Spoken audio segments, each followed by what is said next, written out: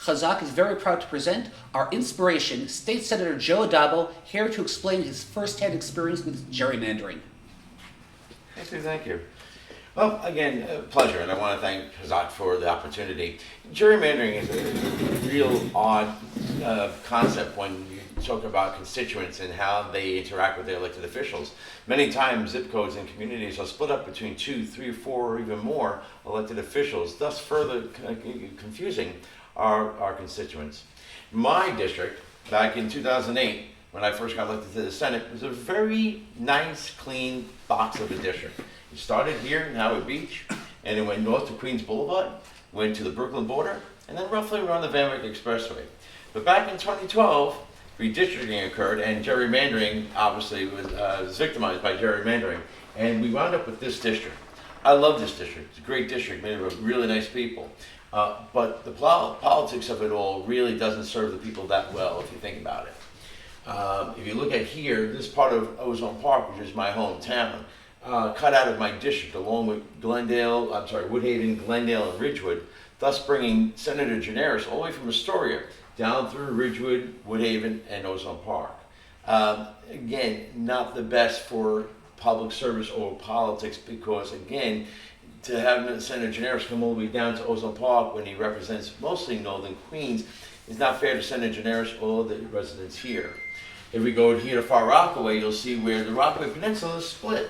I took the southern portion, but the northern portion of the district was Senator Sanders. And as you get further east, the jigsaw puzzle starts to exist. This district was drawn purposely to try and oust me by making the district as conservative as it could be possibly to, again, try to beat the Democratic senator who came by after 40 years of a Republican Senate controlling this portion of the district until I came along in 2008. It doesn't serve the people well when you do something like this.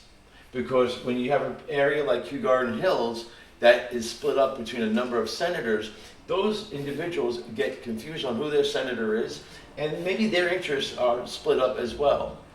It's most best when we use natural boundaries or zip codes to keep the districts consistent in terms of representation, where the people then are better represented by a single senator knowing, or again, lack of confusion, knowing who their elected official is. Gerrymandering, not good for the people, not good for good government.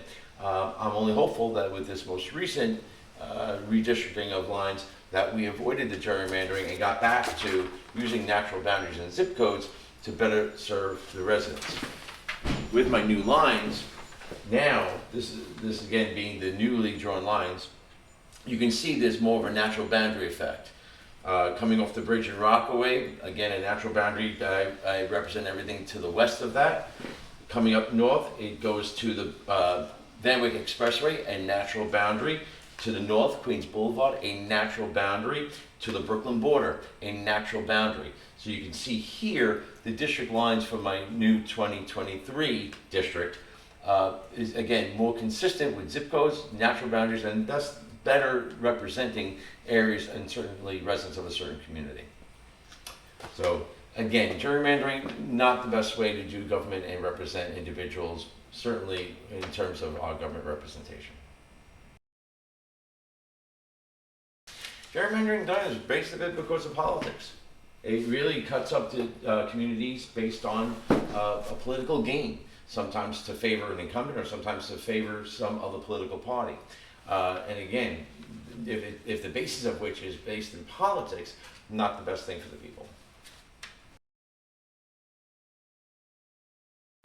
Pleasure. Again, I thank Chazak for the opportunity to explain a little bit about gerrymandering and how it doesn't really serve the people well, but thank you for the opportunity.